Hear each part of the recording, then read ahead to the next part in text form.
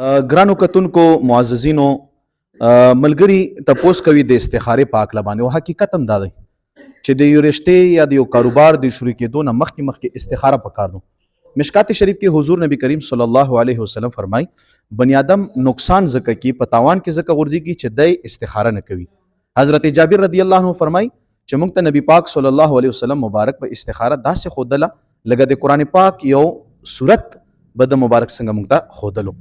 نو ملګرو استخاري طریقه اسانه طریقه دو 2 رکعات نفل بو کې د استخاري په نیت باندې او د هغې نه بعد به بیا د سنتو مطابق هغې نه بعد به بیا کومه دعا چې په حدیث کې راغلي زه به کمنټ کې درته منشن کوم هغه به ووایي او د هغې پسې به دعا پښتو کې مو غواړه چې رب العالمین دا رشته کوم دا کاروبار کوم دا لارې اخلم دا شی کوم آیا په دې کې ما دپاره خیر شته او که نه بیا به سنتو مطابق اوده شي.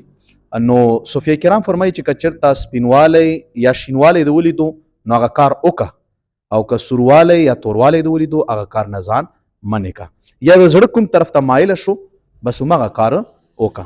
نو دا یو اهمه خبره وه چې تاسو په وړاندې ما ذکر کړه. بخاري او ترمذي شریف کې د استخارې ذکر راغلی دی. رب العالمین هم سره زما دواړه جهانه ښایسته که. جزاکم الله خیره.